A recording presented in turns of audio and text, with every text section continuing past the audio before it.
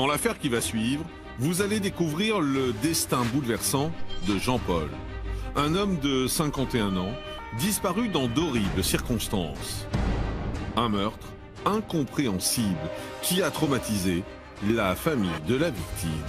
Il a dit un jour qu'il allait tuer papa, l'éventrer et le balancer dans le Rhône. Mais moi, je n'ai pas cru. Il a dit ces mots, cette phrase qui m'a marquée en fait, qui est restée.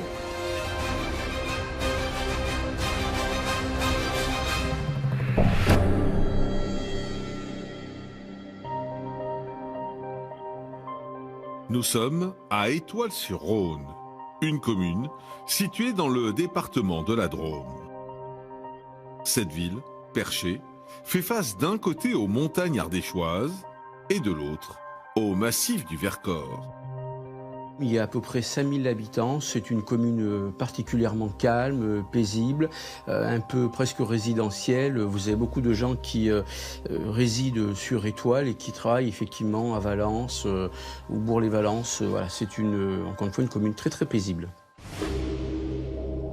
Pourtant, ce vendredi 31 octobre 2014, Étoile-sur-Rhône va être le théâtre d'un événement inhabituel. Il est 16h45 ce jour-là, lorsqu'un pêcheur fait une troublante découverte au niveau du barrage de la commune. Il aperçoit ce qui lui semble être un corps, une partie de corps qui flotte et immédiatement, évidemment, prévient les gendarmes. Les gendarmes vont se rendre sur les lieux. La première chose qu'ils voient quand ils arrivent, c'est donc qu'il y a bien effectivement un homme qui est dans l'eau. Que cet homme, c'est un homme qui n'est pas très grand de taille, mais qui est musclé, qui a une musculature marquée, avec un certain nombre de tatouages, qui est nu. Après avoir difficilement récupéré le corps, les gendarmes l'allongent sur la berge. Ils estiment que la victime a une cinquantaine d'années et qu'elle serait dans l'eau depuis une dizaine d'heures. Ils constatent des endroits de lésions importants, c'est-à-dire majoritairement c'est la tête qui a pris au niveau de l'arrière du crâne et la mâchoire qui est complètement fracturée et enfoncée. Et au niveau du torse, il y a la trace d'un bac de balle et il y a en même temps cette énorme plaie béante qui fait 30 cm, qui traverse l'intégralité du torse quasiment. Alors, que s'est-il passé ce jour d'Halloween? Qui est cet homme retrouvé dans le fleuve? Et dans quelles circonstances a-t-il perdu la vie?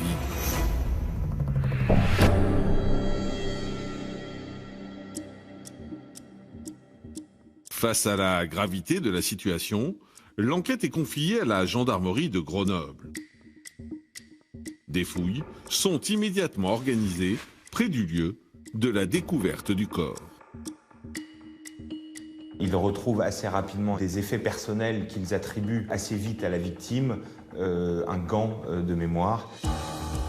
Si l'arme du crime reste introuvable, les enquêteurs récupèrent également des vêtements et relèvent des traces de sang sur un rocher. La nuit, suivant la découverte du cadavre, vers minuit et demi, une jeune femme alerte la gendarmerie de Valence. Elle veut signaler la disparition inquiétante de son père, un certain Jean-Paul. Il devait venir manger, il n'était pas là, il ne me répondait pas au téléphone, c'était sur messagerie, c'est pas normal. Et quand j'ai appelé la gendarmerie, ils m'ont posé plein de questions sur mon père, sur ses tatouages, sur comment il était. La description donnée par Céline correspond à celle du corps retrouvé dans le Rhône. Pour les gendarmes, l'identité de la victime ne fait plus guère de doute. J'ai hurlé, mon ex-mari me tenait tellement fort que je ne pouvais plus du tout bouger parce que j'avais tout cassé. Et après, j'ai prévenu mes sœurs. J'étais figée dans le temps. J'y croyais pas de toute façon. J'y croyais pas. Mon père, c'est impossible. Mon père, c'est Superman. Mon père, il avait des gros muscles, il était adorable. Afin de comprendre les rouages de cette affaire, les gendarmes grenoblois s'intéressent au profil de Jean-Paul. Mais alors, pourquoi Jean-Paul a-t-il été tué de la sorte? Qui pouvait lui en vouloir à ce point? Et que vont découvrir les enquêteurs dans la vie du quinquagénaire?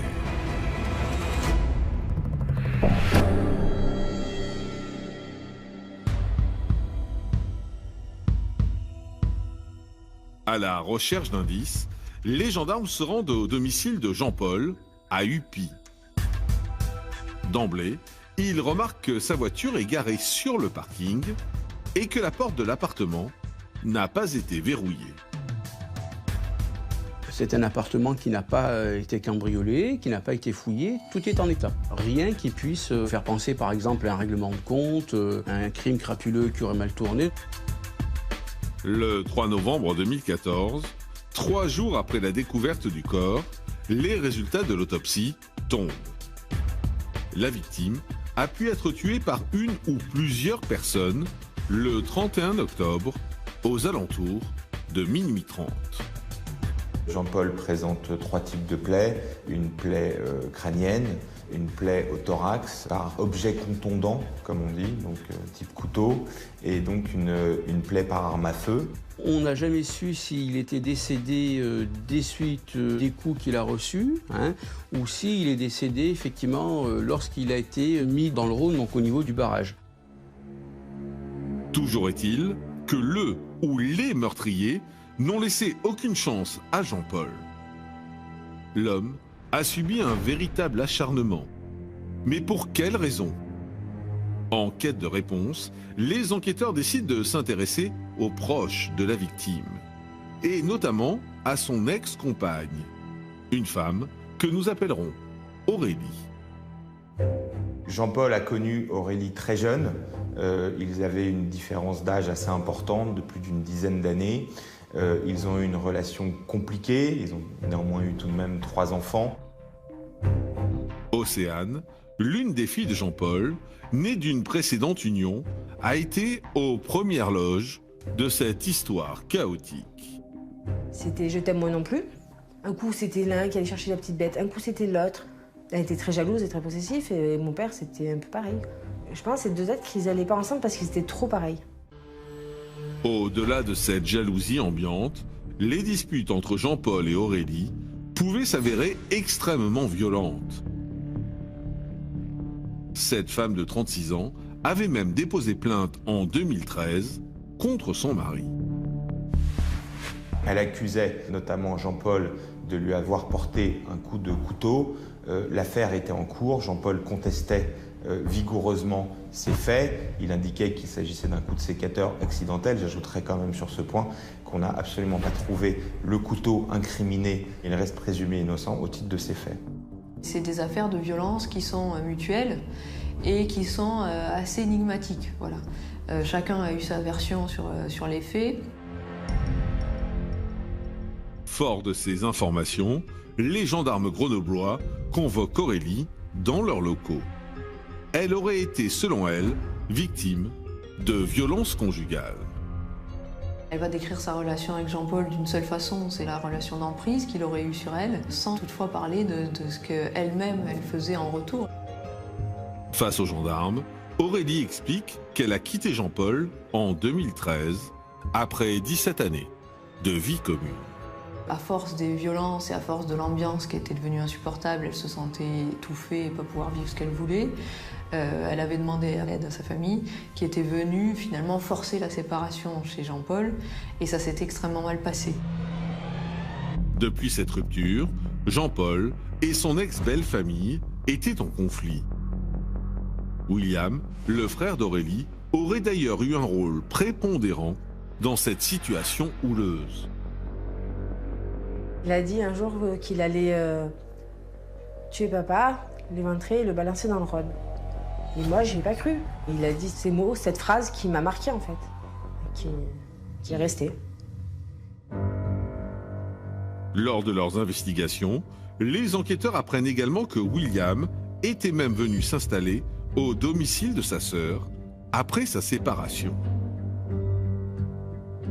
Aurélie donc, était véritablement harcelée, menacée au quotidien par Jean-Paul. Elle s'en était ouverte effectivement auprès de son frère. Ça continuait de se contacter dans un sens et dans l'autre. Et Aurélie, même si elle prétendait subir quelque chose de lui, elle continuait de lui répondre. En analysant les fadettes des ex-conjoints, les gendarmes découvrent qu'ils étaient en contact le soir de la disparition du ferrailleur. Interrogée à ce sujet, Aurélie explique que Jean-Paul l'a appelé le 30 octobre 2014 vers 23h30. Ce jour-là, il ne s'était rien passé de particulier, de plus que d'habitude, c'est-à-dire qu'il avait appelé pour savoir absolument où elle se trouvait, que n'en pouvant plus, à ce moment-là, elle avait demandé à son frère de répondre, ou son frère avait répondu, et que ça s'était arrêté là, et que finalement elle est allée se coucher après 2 ou 3 verres, et c'est tout. Également entendu, le frère d'Aurélie confirme la version de sa sœur et ajoute qu'il a défié Jean-Paul de venir ce soir-là. Mais finalement, il ne serait jamais venu. Alors, Jean-Paul aurait-il fait une mauvaise rencontre sur la route? Son meurtre est-il lié à sa relation conflictuelle avec Aurélie? Et William et sa sœur disent-ils toute la vérité?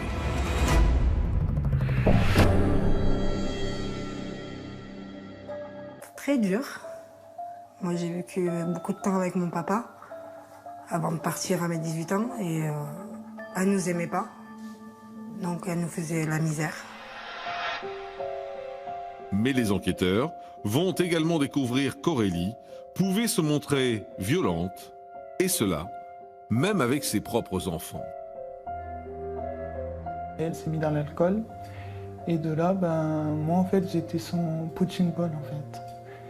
Tout le temps, dès qu'elle était bourrée, en fait, elle me frappait et elle m'insultait. Et ça a été pendant 2 ans. À 34 ans, William renvoie lui aussi l'image d'une personnalité torturée. C'est quelqu'un, quand on le voit, qui est très fragile, qui a été très fragilisé par la vie, qui s'est séparé de la mère de ses enfants, qui a beaucoup souffert de cette séparation, qui a consommé des toxiques en grande quantité. Au fil des auditions, les gendarmes apprennent que William et Aurélie sont très proches depuis l'enfance. Il avait une relation fusionnelle avec sa sœur, mais qui était dans son sens à lui. Elle avait besoin de lui au sens matériel pour régler ses affaires. Donc on sentait que l'amour qu'il avait pour elle n'était pas du tout le même qu'elle avait pour lui. Persuadés que le frère et la sœur leur cachent des choses, les enquêteurs grenoblois étudient leur téléphonie. Ils réalisent alors qu'ils ne sont absolument pas allés se coucher vers minuit, comme ils l'ont déclaré. Le dernier appel qui a été passé entre le domicile d'Aurélie et Jean-Paul, c'est dans l'autre sens qu'il a été passé de la part de William. Et on va s'apercevoir également que William est présent au barrage de Charmes-sur-Rhône, donc à l'endroit même où le corps sera découvert, aux alentours de 5 h du matin, parce que son téléphone active une borne sur ce point-là. Les enquêteurs constatent également qu'Aurélie a été en contact cette nuit-là avec une autre personne que nous appellerons Patrice. Face à ces révélations, les enquêteurs s'empressent de convoquer ce conducteur de travaux. Il va indiquer donc qu'il avait rencontré Aurélie quelques semaines auparavant et qu'elle lui avait proposé donc de venir ce soir-là chez elle prendre un apéritif. Ils étaient en présence de son frère et le ciel s'est assombri assez rapidement lorsque Jean-Paul s'est mis à contacter Aurélie à plusieurs reprises de manière apparemment insistante. William prend le téléphone, provoque Jean-Paul, montre son énervement et finit par lui dire « Viens si t'es un homme ». Et il dit qu'effectivement, lui et Aurélie ont vu William qui montait et qui redescendait avec une arme. Donc c'est son arme de chasse, son fusil de chasse qu'il gardait en haut près de lui. Voulant détendre l'atmosphère, Patrice aurait proposé à Aurélie d'aller fumer une cigarette à l'extérieur. C'est à ce moment qu'un homme portant un chapeau et une moustache est sorti d'une voiture. Et là, Jean-Paul, parce que c'était bien Jean-Paul, n'a pas le temps finalement de dire quoi que ce soit. Et il y a un premier coup de feu qui est tiré à hauteur d'homme. Et là, Jean-Paul se retourne et voit donc derrière le fourgon William avec son fusil et lui dit « Tire si t'es un homme ». William, là, va tirer une seconde fois en visant directement Jean-Paul, le toucher au thorax. Jean-Paul s'effondre et William se rue sur lui et lui assène de très violents coups de crosse avec son fusil, donc, sur le crâne. Alors évidemment, Patrice est pris de panique. En tout cas, il ne sait pas trop comment réagir. Ce n'est pas une scène qu'on vit tous les jours, bien évidemment. Il rentre dans la maison. Il décrit, et c'est très frappant dans le dossier, les sons qu'il entendait de la crosse du fusil de William sur le crâne de Jean-Paul. William rentre à son tour dans la maison, lui dit clairement « Toi, t'as rien vu, t'as rien entendu ». Patrice déclare ensuite être rentré chez lui. Il n'aurait pas voulu dénoncer ce meurtre par peur des représailles. Alors, quelle sera la réaction d'Aurélie et William suite à ce témoignage? Avoueront-ils des faits? Et comment le corps de Jean-Paul s'est-il retrouvé au barrage d'Étoile-sur-Rhône?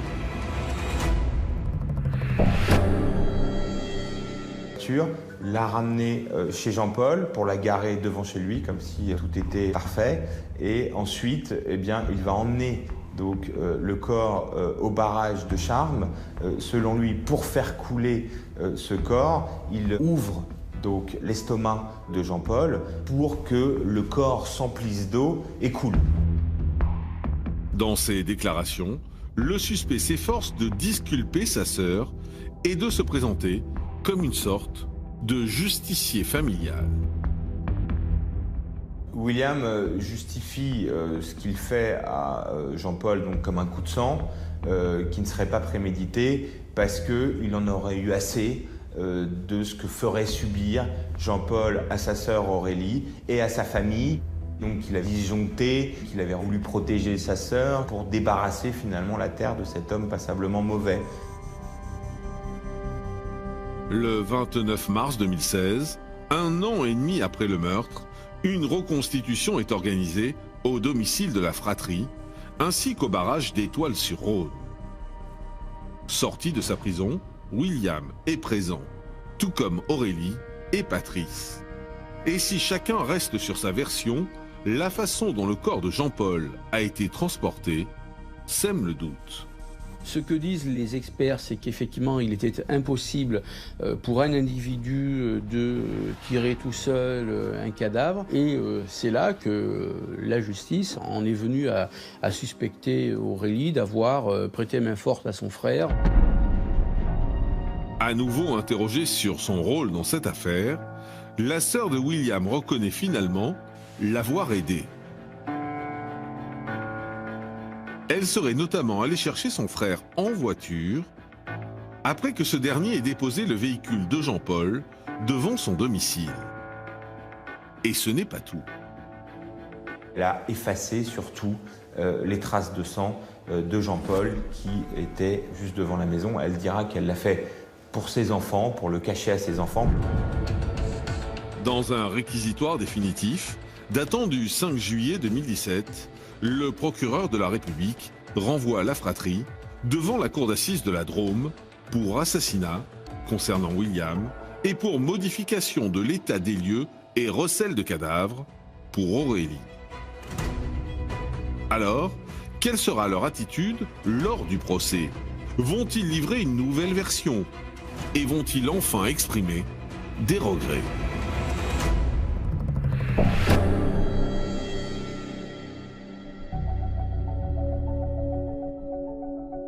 Le 18 février 2019, le procès de William et Aurélie s'ouvre devant les assises de la Drôme, à Valence. Plus de 4 ans après le meurtre de Jean-Paul, ses filles ont soif de justice. J'attendais à ce qu'on me dise « elle va prendre de la prison, lui il va prendre perpète ». William est sorti de la maison d'arrêt, tandis que sa sœur Aurélie comparaît libre à l'audience.